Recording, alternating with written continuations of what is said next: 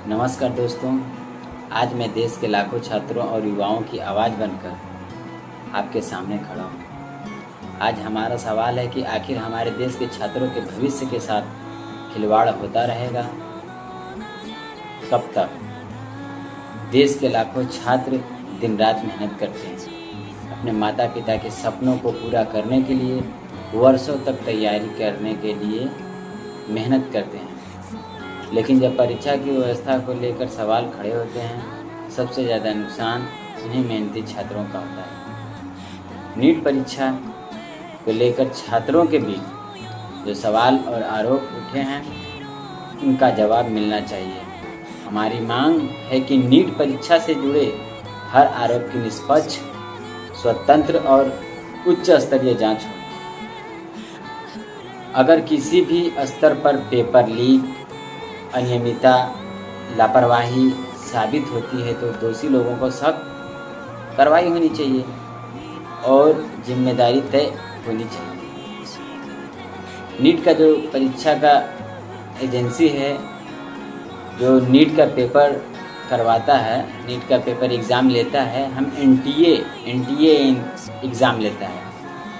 NTA के महानिदेशक अभिषेक सिंह जी भी इसमें शामिल हैं, तो वो भी जिम्मेदार हैं। परीक्षा व्यवस्था में गंभीर लापरवाही साबित होती है तो जिम्मेदार अधिकारियों की जवाबदेही तय होनी चाहिए।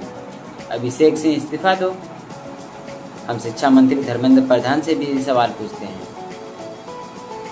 अगर देश के लाखों छात्र के भविष्य से जुड़े इतने गंभीर सवाल उठ रहे हैं तो इसकी इस्तीफा देने में क्या दिक्कत है? इसकी जिम्मेदारी कौन लेगा?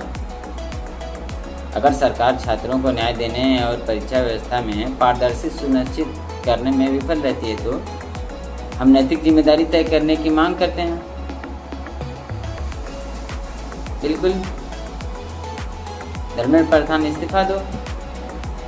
और अगर प्रधानमंत्री नरेंद्र मोदी जी की सरकार इस पूरे मामले में अपनी जिम्मेदारी निभाने में विफल रही है तो हम प्रधानमंत्री नरेंद्र मोदी जी से भी नैतिक जिम्मेदारी स्वीकार करने की मांग करते हैं।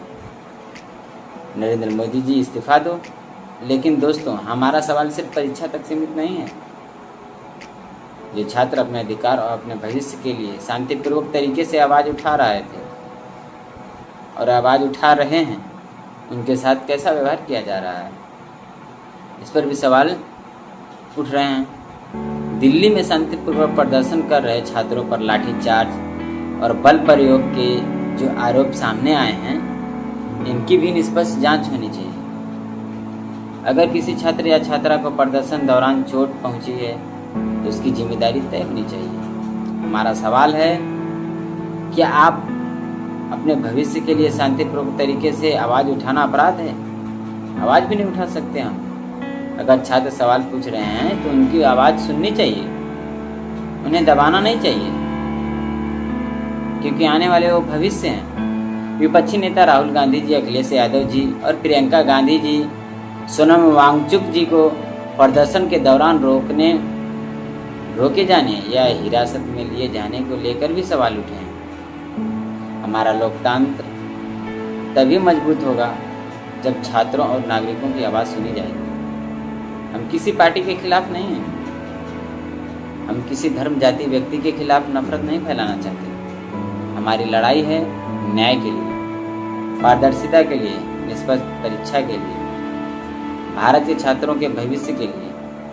हम सरकार से अपील करते हैं कि छात्रों की आवाज़ सुनी जाए, नीट परीक्षा से जुड़े सभी सवालों का जवाब दिया जाए और जहां भी गलती या लापरवाही साबित हो वहां जिम्मेदारी तय की जाए। हम छात्रों के साथ खड़े हैं, हम मेहनत करने वाले युवाओं के साथ खड़े हैं, हम भारत के नागरिक के साथ खड़े हैं और हमारी आवाज़ तब तक उठती रहेगी जब तक छात्रों को न्याय नहीं मिलता और उनके सवालों का उचित जवाब नहीं मिलता। नीट छात्रों को न्याय दो, परीक्षा व्यवस्था में पारदर्शिता लाओ, एनटीए की जवाबदेही तय हो करो।